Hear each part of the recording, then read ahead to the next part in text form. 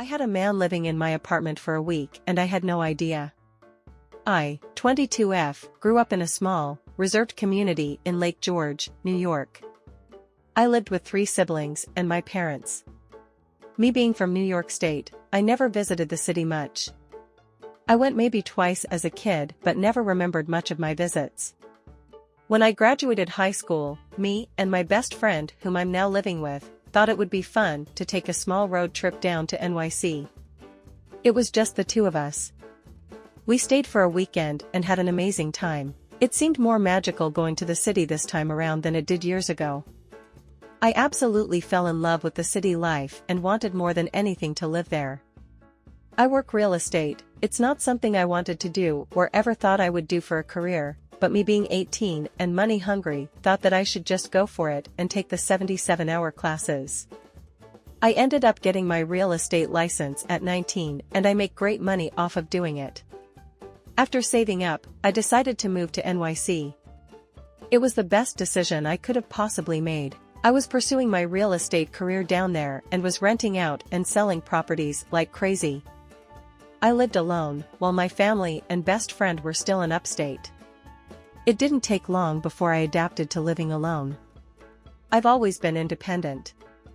One day, I got home around 6 p.m. and was thinking about making myself dinner because I had went grocery shopping the day before.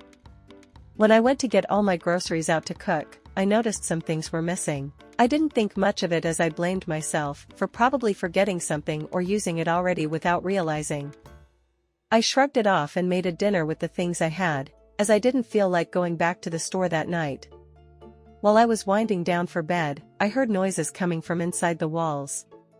I'm not sure what prompted me to think this, but I just thought that maybe it was mice or rats. I'm not a very skeptical person, so I forgot about it and said I'd take care of it the next day. Over the next couple days, things started getting weirder. Plastic water bottles from the case would randomly disappear. I noticed that my hygiene products were getting low quickly, and food was still going missing. I started to get worried after this.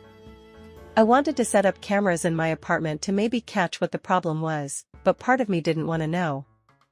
I couldn't sleep the next couple nights. I kept hearing those god-awful scratching noises coming from inside the walls, and banging started occurring on the floor. I even swore up and down that I woke up to doors opening and closing one night. The sounds occurred at nighttime, not so much in the morning. Me being gone working during the day, I had no idea what could have gone on. However, on this particular morning, it was an early morning for me, about 5 a.m. and it was still dark outside. I heard the noises again. I then grabbed my phone and put 911 in the keypad just in case, but didn't dial it. I started looking in all rooms of my apartment. While looking, I heard a huge bang and didn't hesitate to call the police. When they arrived, I told them what happened and they began searching. One of the officers called the other one into my guest room. There was what looked like to be a crawl space in the back of the closet. One of the officers moved the board that was covering the entrance to the space and shined his flashlight inside. To my shock and horror, the officer pulled out a scrawny, middle-aged white man out of the little room. He looked absolutely cracked out. I had no idea how he could have gotten there. The officer who found him put him in cuffs while the other officer searched the room. He found drug paraphernalia, food wrappers, and weapons such as a semi-automatic pistol, and several different pocket knives, as well as knives from my kitchen. Not to mention a ton of my personal belongings. The officers said from their observation, it looked like the man had been living in that space for almost a whole week. If I didn't call the police that morning, I might have wound up dead.